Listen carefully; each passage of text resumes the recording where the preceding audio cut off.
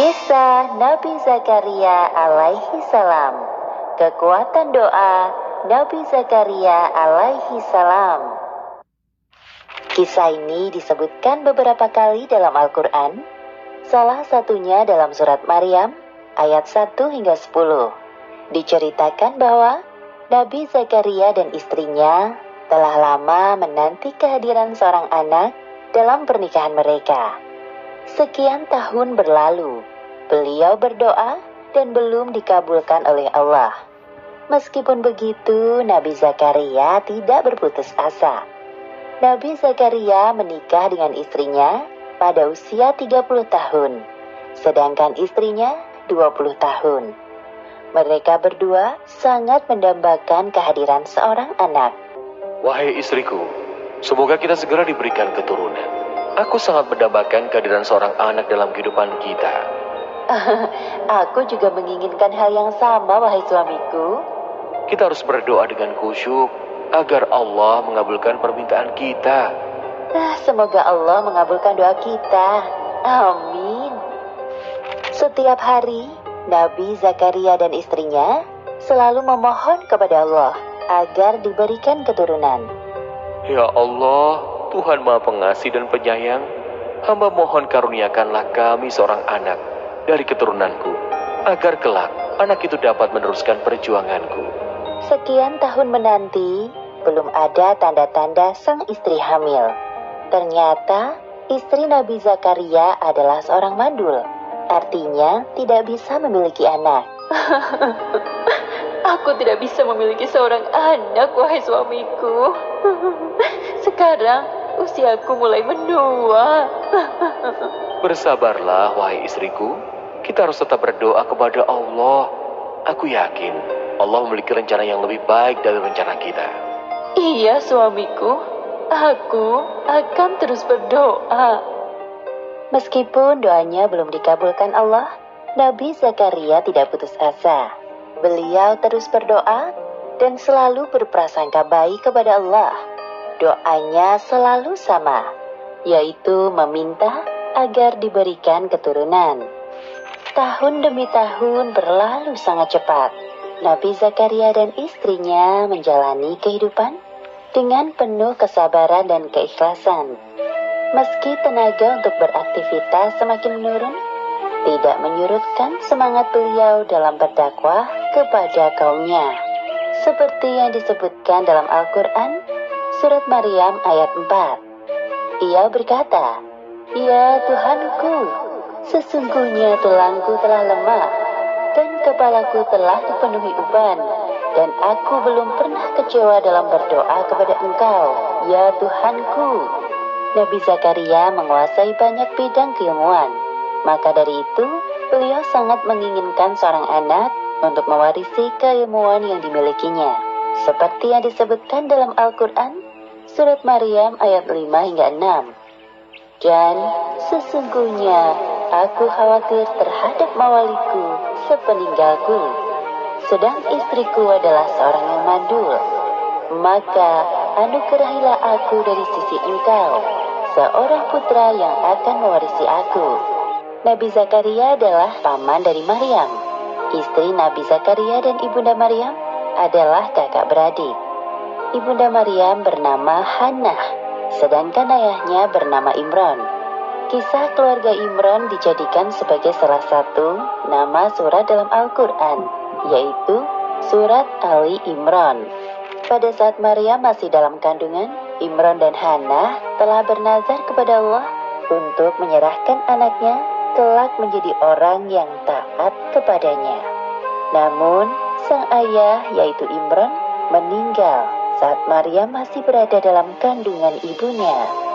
Setelah Maryam lahir dan dapat mulai berpikir, Hannah menyerahkan Maryam kecil dalam pengasuhan Nabi Zakaria. Pada suatu hari, Nabi Zakaria menemui Maryam remaja sedang duduk di mihrabnya. Beliau memperhatikan ada banyak makanan di dekat Maryam. Karena penasaran, Nabi Zakaria bertanya kepada Maryam, Wahai Maryam, dari mana kamu memperoleh makanan ini? "Makanan itu dari sisi Allah. Sesungguhnya Allah memberi rezeki kepada siapa saja yang dikehendakinya tanpa hisab. Nabi Zakaria terkejut mendengar jawaban dari Maryam.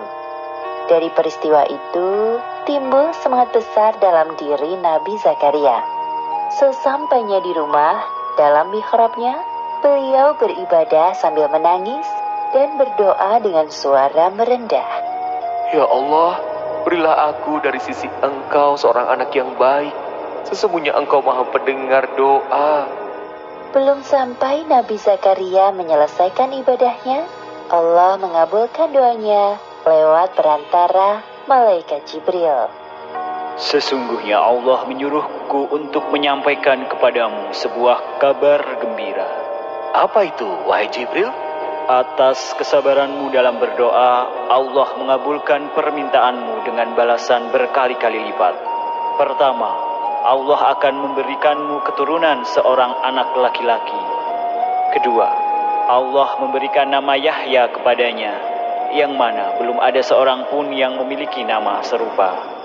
Ketiga, kelak dia akan menjadi orang yang membenarkan kedatangan Isa alaihissalam. Keempat, dia seorang panutan. Kelima, dia tumbuh menjadi orang yang pandai menjaga diri dari zina. Keenam, Yahya dewasa akan menjadi seorang nabi sama sepertimu. Ya Allah, bagaimana mungkin aku bisa mendapatkan seorang anak, padahal aku sudah tua dan istriku seorang yang mandul. Demikianlah Allah berbuat apa yang dia kehendakinya. Kalau begitu, beri aku sebuah tanda bahwa istriku telah mengandung. Allah berfirman, tandanya bagimu, kamu tidak dapat berkata-kata dengan manusia selama 3 hari kecuali dengan isyarat. Dan sebutlah nama Tuhanmu sebanyak-banyaknya, serta bertasbihlah di waktu petang dan pagi hari. Alhamdulillah wa syukurillah. Segala puji bagi Allah atas segala karunia yang Engkau berikan kepadaku, ya Allah. Kemudian beliau segera mengabarkan kepada istrinya. Wahai istriku, kita akan punya anak. Hah? Benarkah itu, wahai suamiku? Aku akan mengandung seorang anak. Iya benar, seorang anak laki-laki bernama Yahya. Allah telah mengabulkan doa kita selama berpuluh-puluh tahun. Alhamdulillahirabbil alamin. Terima kasih ya Allah. Seperti yang disebutkan dalam Al-Quran, surat Al-Anbiya ayat 90. Maka kami memperkenankan doanya dan menganugerahkan kepadanya Yahya, dan kami jadikan istrinya dapat mengandung. Sesungguhnya mereka adalah orang-orang yang selalu bersegera dalam mengerjakan perbuatan-perbuatan baik, dan mereka berdoa kepada kami dengan harap dan cemas, dan mereka adalah orang-orang yang khusyuk kepada kami. Demikianlah akhir kisah kekuatan doa Nabi Zakaria dalam meminta keturunan. Hikmah yang dapat kita ambil dari kisah ini, pertama, jangan pernah berputus asa dalam berdoa. Kedua, ketika kita meminta sesuatu kepada Allah, harus sabar dan konsisten. Pada saatnya, Allah akan mengabulkannya, lebih dari yang kita harapkan. Ketiga, kisah Nabi Zakaria ini membuktikan kepada kita bahwa kekuasaan Allah tidak terbatas. Seperti kisah istri Nabi Zakaria yang mengandung seorang anak di usianya yang sudah tua. Suatu hal yang mustahil terjadi pada manusia biasa. Namun, saat Allah berkehendak hal itu terjadi, maka terjadilah. Wallahu a'lam bishawab.